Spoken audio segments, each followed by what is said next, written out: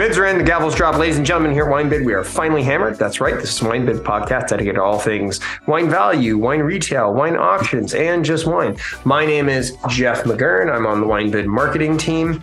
With me, as always, is Paul Walker, the tribune of tartaric acid. That's right. Paul is our wine expert. He knows everything there is to know. And we're going to be talking today about everything outside. We're just been like 5-10 minutes talking about everything outside. Everything. 5 and 10 minutes for everything outside. What? Outside of the United States and France, yeah, right? We don't have that. We don't have. There's not even. I mean, to take hours. Well, we're just going to like jump on some things coming into auction, I guess is what I'm saying, right? There's some really interesting stuff coming to auction, some really interesting stuff at auction that's outside of the sort of typical places that we tend to look.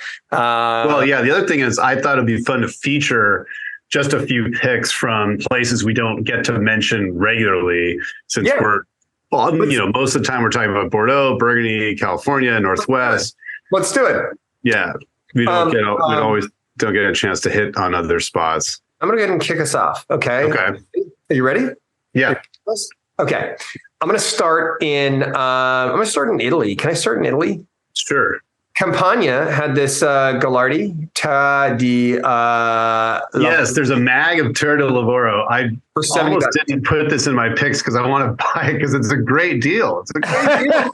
Sorry. Should I just bid on it? Does it already have a bid or I lost it? It did not have a bid when I looked. But it's $70, right? Yeah. $70 for a mag. $70 for a mag. 05, right? That's tremendous deal. 19 years of age on it. It's a really cool bottle. From Lazio, there's this 06 Monestro, Suarez, Lazio. I can't even say the whole damn thing. They actually has a... Wait, no. I want to look it up because I want to see what you're talking about. The Lazio from Lazio. There's only one thing. What's the producer? Monastero. Suare, Monas. Suore. It sounds like you're saying Suave, but Suore, Cistercenzi Lazio Cenobio. Oh, I've had this wine. It's from outside Rome. It's delicious. It's delicious. It has a bid on it, $20. That looked really cool. I was reading the tasting notes. One thing that was good from Puglia, there's this Cantine Antonio Ferrari Barone 54. We have 2 of those for $100. I thought that was not familiar with what it is, but I thought it was really cool to see like this, I believe, dessert wine, fortified wine out of Puglia. And then in Sicily, actually, we had this 18 Grotto Fumata Terra Siciliana Lato Sud Bianco coming to auction. We have 6 of them. They have 2 bids. Like they're already. Wait! I got to look this one up too. It's like a white from Sicily. Yeah, Terra Siciliana. Who's the producer again? Grotta Fumata. Grotta Fumata. How do you spell that? Grottafumata. Oh, P-R-O. G-R-O. G-R-O-T. Oh, I see. Grotta Fumata. Okay, I see. Lato Sud Bianco. Okay, interesting. From Umbria, we had all these Paolo Bia. That's Conte. Oh, this is cool. Yeah, no, I wonder. This is interesting. Oh, sorry, you're still looking at the system? Yeah, no. I was just curious about it because, that's cool. Go ahead. So super interesting stuff. Already has some bids on it. I love Sicilian wine, you know that. So I was like, I would have loved to pick something like that up. From Umbria, we have all these Paolo Bia Montefalco. Yeah, it's a bunch of Paolo Bia wines. Yeah. And I thought those were really cool. There's some really interesting value there. And then from Veneto, they're all over the place as far as price too. I think they're all over the place. They're all over the place. Sub 100, over 100. They're from the early 2000s. From Veneto, there's this a bunch of Quintarelli, like just a bunch of great old Quintarelli. 95 Franc. Back to the mid 80s actually. All the way back to early 80s, 1980. Reservas. And then the other thing that I thought was really cool was this 04 Tommaso Bussola Amarone della Valpolicella Classico mag for $300. I thought that was super interesting. Those were my picks for Italy, and I've just got a few things from around the world. Was there anything from Italy that you feel like I missed you thought was super cool? Yeah, no, there's a couple things. I mean, I always like to mention the Il Cabrolo. It's like a really interesting Tuscan blend. And I think There's a specific bottling that's only in mags. I can't remember which wine from the winery it is, but I think it actually is the Il Carnasciale Cabrolo. Anyway, there's no 2 mag in for 260, which I thought was cool. There's some great older Tuscan wines. There's Castello di Rampolla, there's San Marco from 98 and 04. Both have bids. They're both. Wait. I thought we were skipping regions that like are mainstay regions. We're just going to go with like off the beaten path. Well, no, I know, but like it's, I still like to mention them because they probably wouldn't get mentioned otherwise. So, and Castello di Ama, I'm just talking about my favorites that we don't get to see that often. Okay. And Querciabella, there's some Vinsanto from Querciabella, 1990, which is pretty cool. It's got some great age on it, and it's not expensive. Half bottle for $25, and 97 Camartina is in as well. So, yeah, no, a lot of really, really fun wines from Italy this week. A lot of sort of like mainstream stuff that we're not going to go into, like Giacosa. Yeah, there's Giacosa, there's Gaia, there's Bartolo Mascarello, Ornellaia, Sassicaia, Macedo. There's a lot of really cool stuff, and stuff from like with age on it, like from the 90s, from marquee vintages. So definitely check that stuff out. There's some really interesting things. Let's hop over to Greece. There's this 99 Bucati Vinsanto for $20, which I thought was really interesting. So it's got 25 years of age for $20. It's $500. Funny that it's called Vinsanto. Also, I didn't know that they can do that. That's what I was. That's what like had thrown me off. I was like, I had to like do a double take. I was like, wait a second. Well, it looks like it's like the kind of. It's like the brand, right? It's not obviously it's not Vinsanto because it's not from Italy.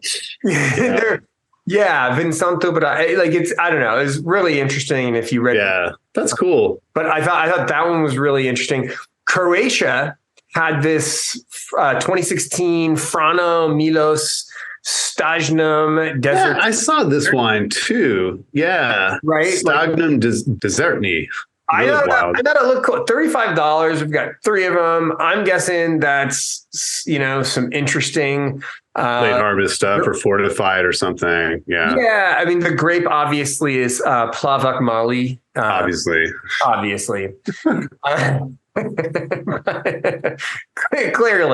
Clearly that's the grape.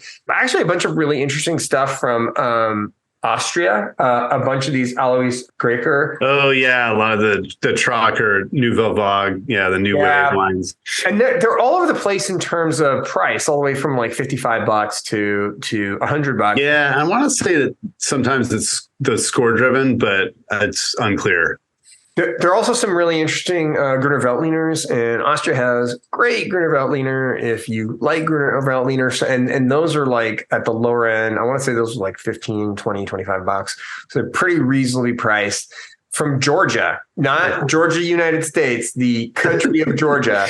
There is this. Well, yeah, it's where some of the oldest stuff is from. Some of the oldest stuff. There's this oldest wine there is. Hamada Akasheni sweet wine, which I thought looked super interesting. $20. We've got 1 bottle. I kind of want to buy it because it looks so interesting, and it's hard to tell how old it is too because it's not declared vintage, and so who knows what. I mean, so it has to be after what, like 80 after the fall of the Soviet Union, right? Because I'm guessing pre-fall, maybe it would be so maybe 90s. Hard to say. Who knows? But I might look at those things. From Lebanon, there's a bunch of Chateau Moussard. And I picked out this 91, the 91 red for $135 and then the 03 Blanc for $50. And the whites last a long time, so that's pretty cool. I'm sure that's delicious. The color looks, it's like to turn a little bit, it starts to mature and get a little golden, but they do last a long time. Did you see this 2007 Lunar Movia from Slovenia? Is there Movia in? Yes, there's Movia Lunar. In. Yeah, I didn't see this bottle. $20. We got a dose of them. I thought that one looks super interesting. Yeah. And then from Israel, 2020 Domaine du Kassel Grand Vin for $65. We got 4 of those. I thought that was super interesting. Yeah, there was some Domaine Castellan recently as well, and it was the stuff is not cheap; it's expensive, but it's got a following for sure. Definitely has a following. From Australia, the one that I thought was super interesting, I wanted to pick your brain on, was this 98 Chris Ringland dry grown Barossa Ranger Shiraz, one bottle lot OWC for $500. Yeah, these wines are always incredibly expensive. They have been since release. I remember when like the mid 90s Ringlands came out, but the thing is that Parker just blew these wines up, like hundreds across the board for multiple vintages of this wine. And, I'm actually very curious as to how these would be drinking now, because I honestly have not tasted them since, I don't know, like at least 20 years. So you got $530? You can find out. Yeah, no, this one popped out to me too, because I don't think we've seen too many of these wines for a while. So that's an interesting one. I also like this 96 Wins Coonawarra Estate Shiraz for $20, which actually is a bid taking it to 21. I thought that one was kind of cool. 96. Yeah, those wines last a long time, and they were very, very popular. And again, like there was some big scores for a lot of these mid 90s, Coonawarra wines and other places, but I'm very curious as to how they're drinking these days. In Germany, we only had a couple of interesting things. We had this 05 Stahlbacher Oster, Zettlinger, Schlossberg, Riesling, Bernauslese for 110. We have 8 of those. Mm-hmm. The 05 Marcus Molitor, Zettlinger, Sonnenauer, Riesling Cabinet. I saw that Molitor. I think it's got a bid on it. It's got a bid. It's at 26 already. I thought 25 was a really good deal for an 05 Molitor. Well, yeah, that's right. I mean, that's one you're never going to be able to find, hardly anywhere. That's a really rare bottling. Even if it wasn't on release, it is now. Great vineyard. Its cabinet's probably got the acid to last. I bet that's delicious, especially for, $26.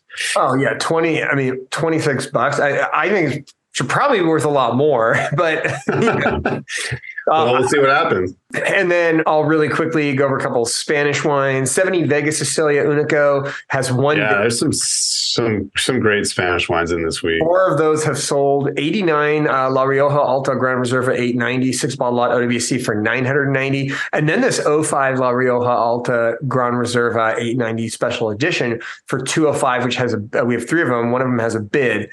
We've got this 2016 Bodegas Alto Ribera del Duero with one bid taken for 45 to 46. I thought that looked cool. And then the 96 Bodegas Maro Turius Pago de Cueva Baja, 12 of those for 105. I thought that looked pretty good. And then there's a bunch of stuff from South Africa. Yeah, I was curious about those wines, actually, those Turius Pago de Cueva Baja. I almost thought for a second they were from Baja California, but I don't know anything about these. So I'm curious about them. And they've got a lot of age on them too. Yeah, I was super interested in those. We've got a lot of from South Africa, Vin de Constance, 99 Klein Constantia. We've got a 89 for 170, a 2011 for 125. That's a 500 milliliter, and a 500 mil of 13 for 80. I thought those really cool. Yeah, that wine's delicious. It's really good. Great wine. The 13, it's funny. The 13 is like $80. Yeah. And the scores are phenomenal. And the 11 is 125 and the scores aren't as good. So go figure. I mean, a little bit of value there. But I thought those were really cool. Out of Portugal, the 94 Flaggate Mag for 275. We have 2 of those. I thought that was cool. And then the 70 Fonseca for 140. We also have the 92 Fonseca at 65 and the 94 at 130, which is, I'm sure Paul's about to say, because he remembers all these, was Wine Spectator's #1 wine of 1997. The 1970 Fonseca was the #1 Spectator wine? No. No. Sorry. The 94. The 94 was the. Oh, yeah. I was going to say the 94, not the 1970. No, but I was talking originally. No, the 94. That's right. The 90. I do actually remember this. You remember those flying off the shelves, the 94? Well, I mean, to a degree, but they didn't. I don't think the prices went up like when, it wasn't 96 Cinq Cepage style, markup. Right. Then there was the 57 Enriques and Enriques Gaffiero Madeira. Enriquez. For $255, 1957 Madeira for $255. 57, yeah. I didn't think that was a crazy price. No, not terrible. Not terrible. I don't know how great of a vintage it was, but still, that's, for something of that age, it's not a terrible price to pay. What did we miss? What did we miss? Well, you found a lot of the same things actually that I found too. The one thing I did want to mention was a whole batch of wines from Virginia this week. Yeah. The RDV wines, which are notoriously expensive. I've tasted a couple of these just over the years because I've been so curious. I was like, how does this winery get away with charging all this money for this? But it's quite good. And I think it always makes you think of, something to bring to a blind tasting with, red Bordeaux blends or something, or even with your MS candidate friends. Yeah, exactly. To blind them on something like this, you're really going to throw them for a loop, because most people, especially if you're in Napa or California or something, they're not going to ever expect that you'd bring Virginia wine to a tasting. So, but they're very, very good. They're just not cheap. They get big scores too, but they're starting it looks like 80 for the Rendezvous, which may be like a second label. I'm not sure. But then there's the Lost Mountain Red, various vintages starting 13, 14, 17, 18, 19. So that was the one I wanted to bring up, that wines you don't get to talk about that often. Yeah, no, those are super cool. The stuff out of Virginia. This has been our Around the World podcast episode of Wines Coming in Auction at WineBid. This has been Jeff McGurn and Paul Walker for WineBid's Finally Hammered, wishing you happy bidding and cheers. Fair warning and cheers.